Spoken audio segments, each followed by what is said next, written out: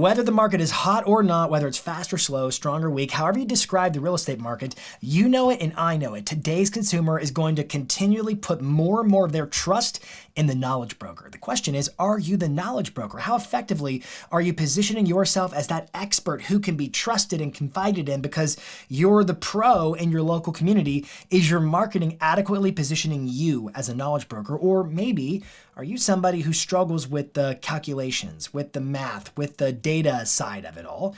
And if that is you, or even remotely describes you, then today's episode is exactly what you need to hear. Welcome to This Week in Marketing. If you're new to the channel, it would mean a ton if you go ahead and subscribe, and there's a little bell icon right next to the subscribe button that if you tap it, it turns on notifications so you get updates about whenever we publish new episodes, just like this one here today. And today's episode is a very special one because it's a subject that really matters. You know, I talk a lot about marketing, use this channel, use this tool, and so forth, but at the end of the day, marketing without a message is hollow. The message is what gets amplified in a one-to-many format to help position you and create consideration for your services. And I got to tell you, in this kind of a marketplace, or any kind of a marketplace, if you aren't positioning yourself and amplifying the notion that you are the knowledge broker in your local community, within and amongst your database contacts, then you're missing a critical opportunity. Now, to help me have this conversation, I have a super special guest. Spoiler alert, it's Jeremy Davis, the CEO of PalmAgent, and he's going to introduce himself a little bit and talk about his background as we get started in the actual interview. But this episode is chock full of useful ways to take what are normally one-on-one conversations that will position you as an expert through the lens of that one person you're talking to. How do we take those conversations and we make them one to many, something that everybody can learn from and start to imagine themselves working with an agent, an expert just like you. It's all about being the knowledge broker. Let's dive into the conversation. Jeremy Davis, man, thank you so much for taking time out of your busy schedule to jump on the podcast and talk about the importance for agents to leverage knowledge and to be that knowledge broker, the consummate expert in the eyes and in the mindset of every consumer they work with. I'm super glad you're here, man. Absolutely, Jason. Good to see you again. Yeah, good to see you too. We're often on the road together, traveling and speaking at events. So this is a fun little virtual exchange between us. So listen, I know there's a lot of folks who are watching right now who are already avid users and fans of the PalmAgent app, which you are the founder and CEO of PalmAgent. Just for those watching, can you give them a sense of what the app is and does?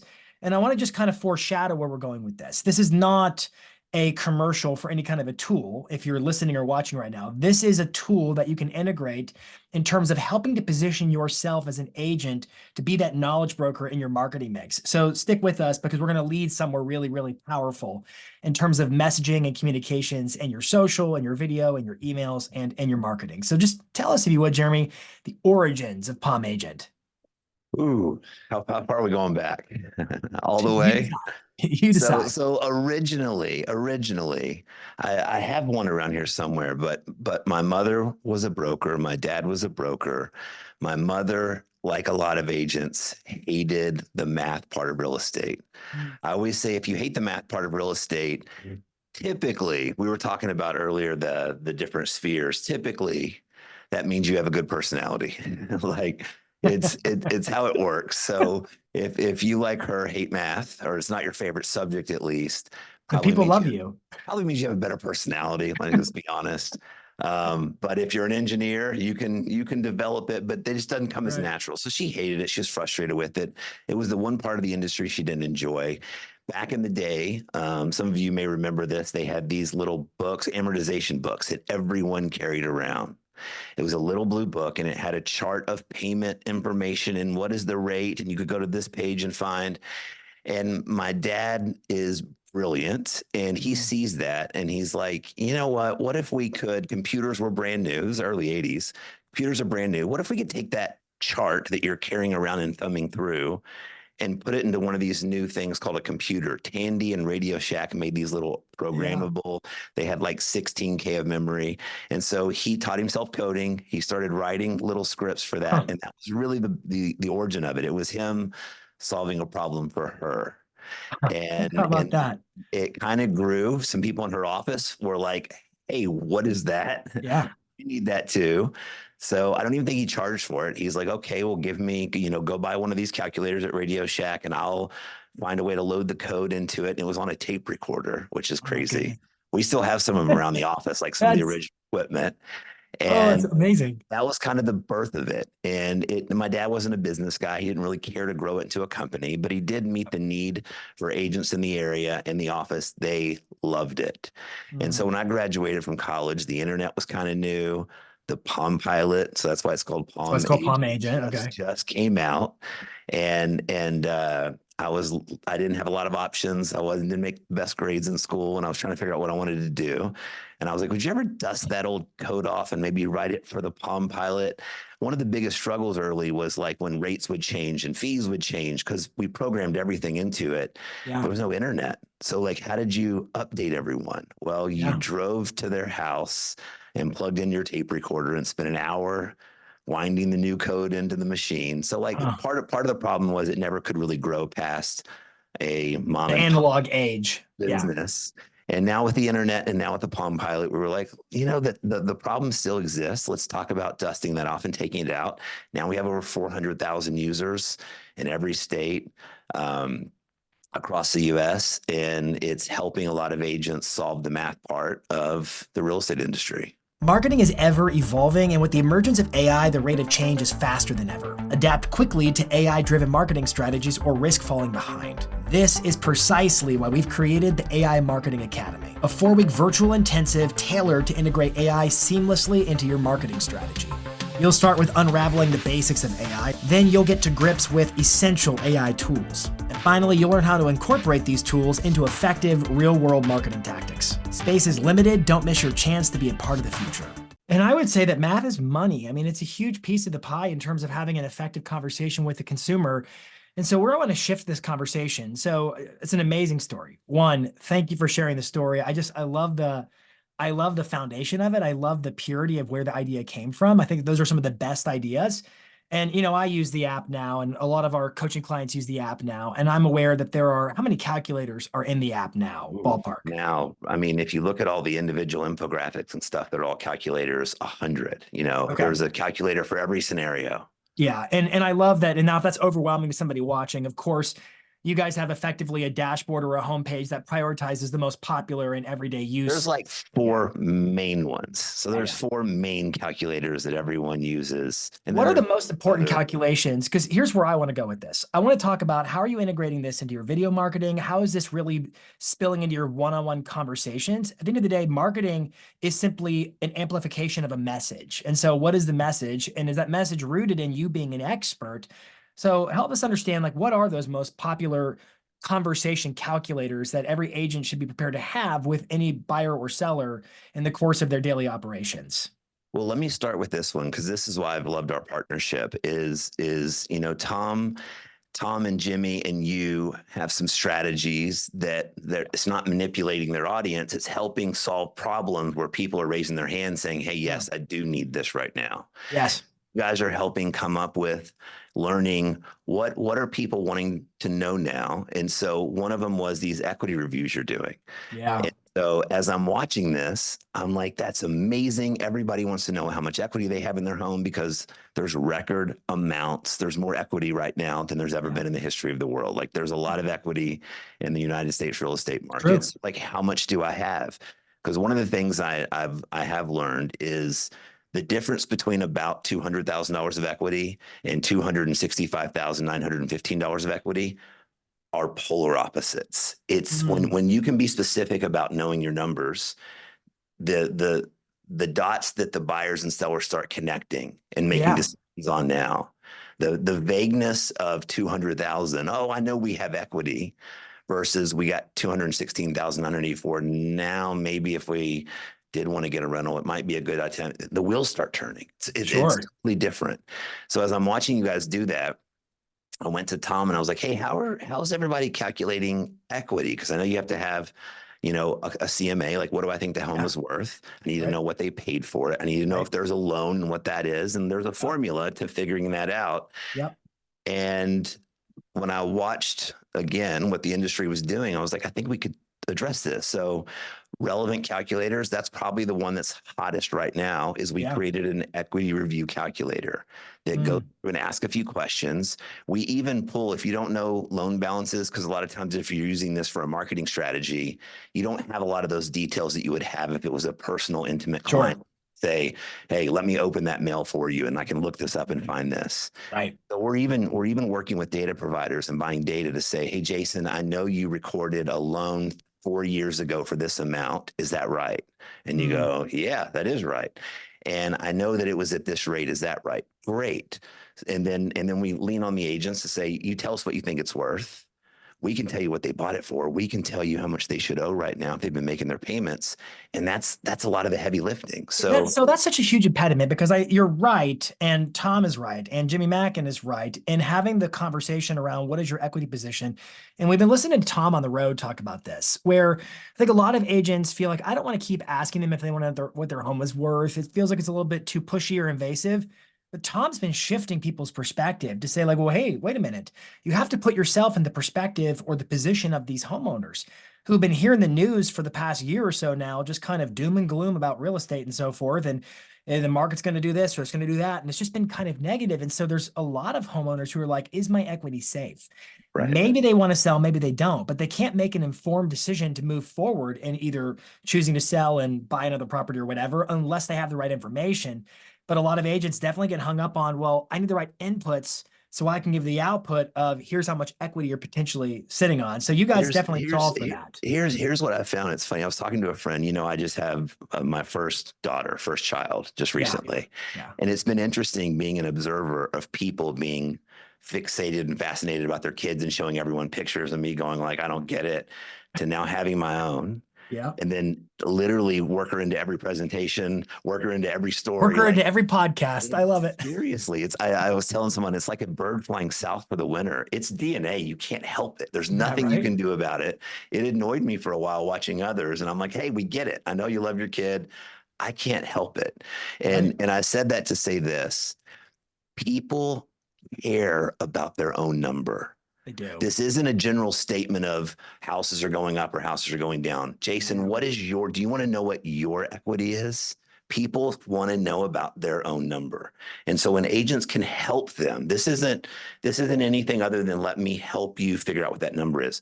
What you do with that now is up to you.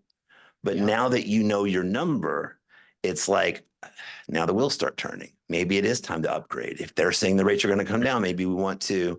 And so it really is a give. And it's a give that almost everyone wants to know. Everybody wants to know, what is your opinion on what my equity is? So let So me ask you, because here's where I think we run into a sort of a chasm of seizing the moment and those opportunities. I agree, and I think most of our listeners would agree. He's right. He's got a point. People really want to know the number. But the challenge for a lot of agents is how do I get someone to want to know their number? How do I position to somebody that I have the ability to run that calculation for them? What are you seeing the savviest of agents do in terms of being able to activate homeowners to say, yeah, I want that calculation? And this is where we were never great. Like, we are calculator nerds. Like, we know the market, we know the agents, we have a lot of users. I've been in a real estate family my whole life. You guys are such a great compliment because you're experts at that. And I'm watching Tom go, here's the text I would send, here's the email I would send. And Yeah. then I'm watching some of y'all's great clients go, here's what I'm doing on social media. Are you talking about Shannon Mangin right now? I mean, I think I watch that video 10 times a day. Okay, Like, so if you're listening or watching. watching and can't see the video, I'll give the context. So Shannon Mangin, rock star coaching client of ours, runs a really great business down in Austin, Texas, and she is just so good at video. And so what she's done, and really this is what gave me the idea to interview you on this podcast episode. She We took appreciate your it. calculator for the equity report, and she did a green screen video on Instagram, whereby she had in the background behind her, you've seen the videos on TikTok and Instagram and YouTube Shorts, those vertical videos, where you can superimpose yourself over in front of some kind of a recorded video on your iPhone in the background. So what she screen recorded was herself doing a calculation for equity updates for one of her customers and then describing what was happening and filling in the blanks and her own video recording. So you can see as the viewer on Instagram, she's just this easy, cinch. She's just dropping in the data to get the right information. And then she does a call to action in the video. Hey, if you want to find out what situation of equity you have in your home, just shoot me a DM of your address and I'll run the numbers for you. And And that's I've been, I've heard from her that she's crushing it with it because yeah, back to what we said, people want to know their equity. So how are we going to ask them? Everyone should record one of those videos. It doesn't yeah, cost you anything. Put it online. We have, if you're not comfortable with green screens, we even built a few filters where I yeah, promise you, start to finish, in less than 5 minutes, you can have all this off your plate. absolutely. And From a basic filter to a green screen video, yeah, like you can have this done in 5 minutes. You can throw it up and it doesn't cost you anything. And what you'll find is people do, well, they're curious what your expert opinion is. yeah. They're curious about it, what's my numbers? So I'm curious what you think of this. Before our session today, I made a list of, I counted 7. I wrote down 7 ways I think you can make an offer, or 7 channels through which you could make an offer to folks in your marketplace, homeowners who want to know their equity position. The first one was, of course, the green screen videos. Now, if you're watching, you're like, what is a green screen video?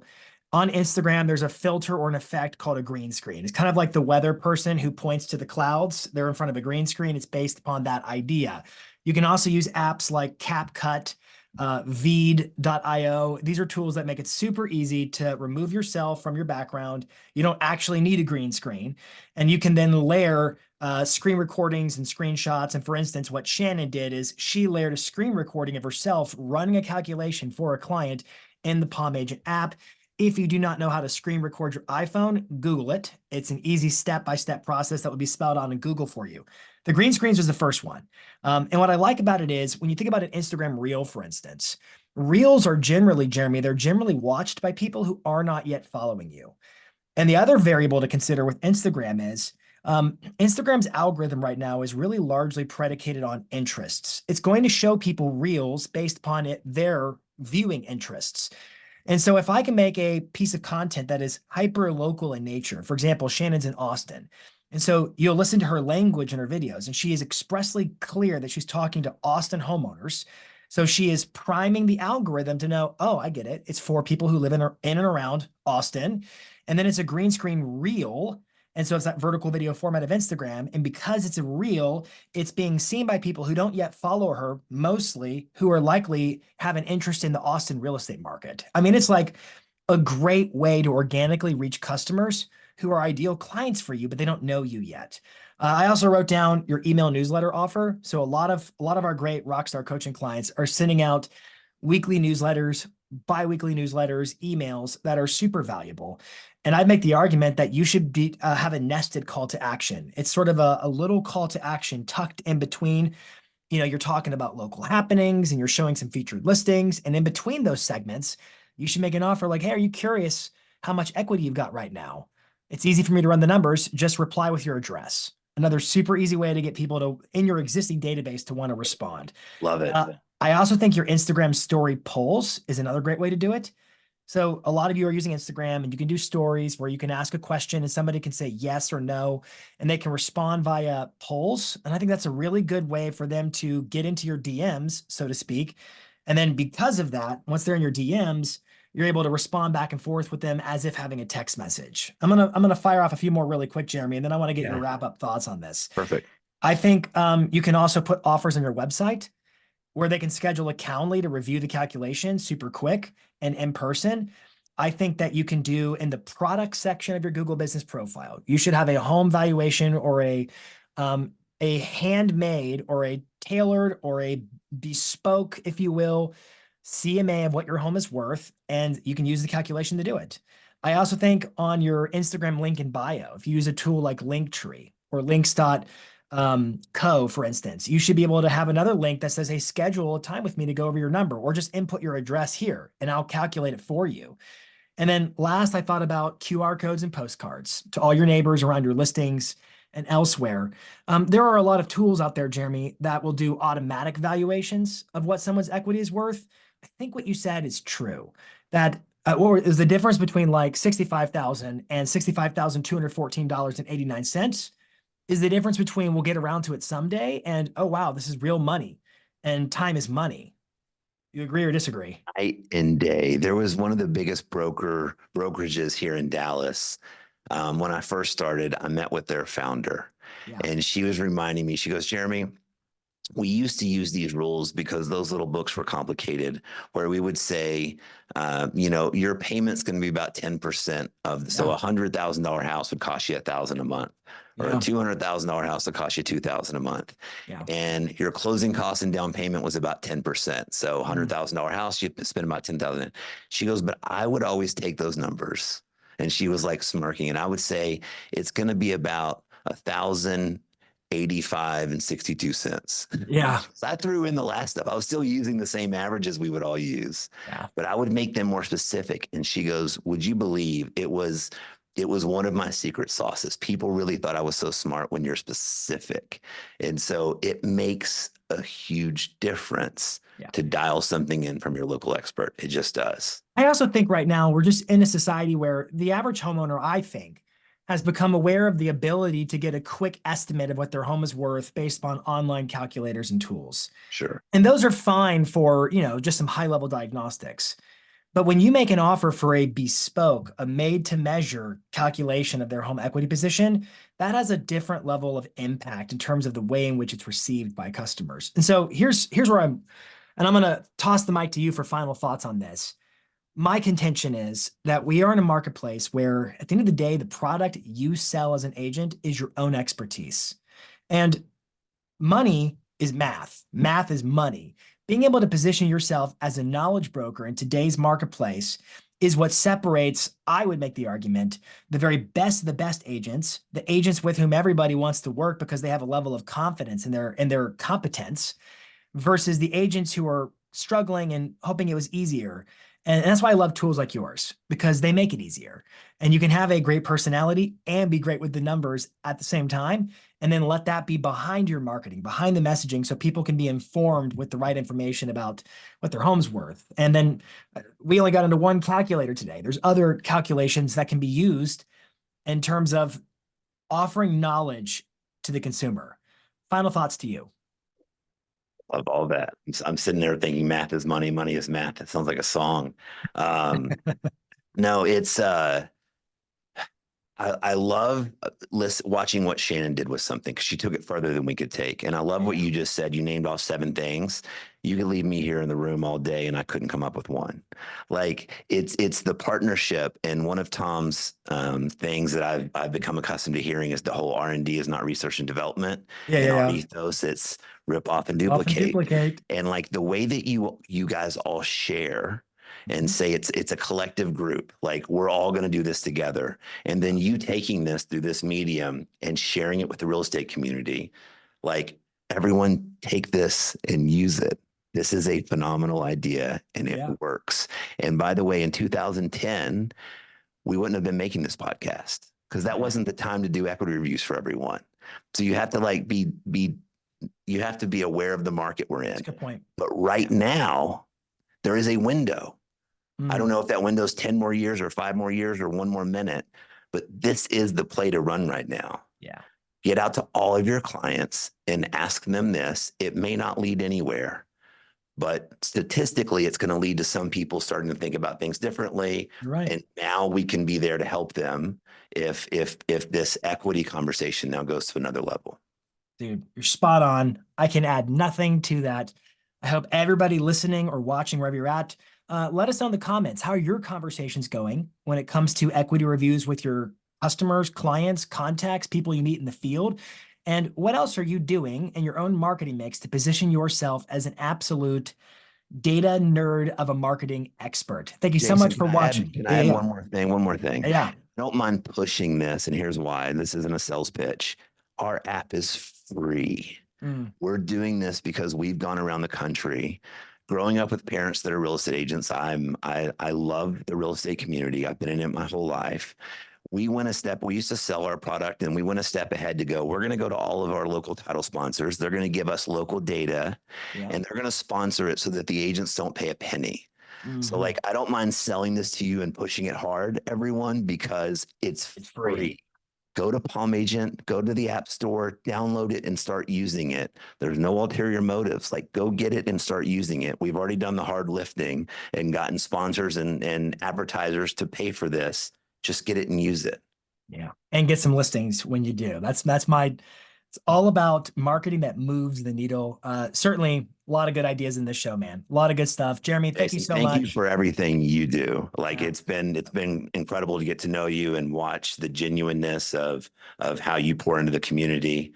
And I know you have a lot of fans and followers out there for that reason. It's authentic, it's real, and you do it on a level that I haven't seen anyone else do it. So Well, I truly appreciate it. I am grateful for what I get to do. And I love seeing the agents and the professionals who are watching the show take the ideas and get the rewards for implementation. All right. Until next week, this is This Week in Marketing.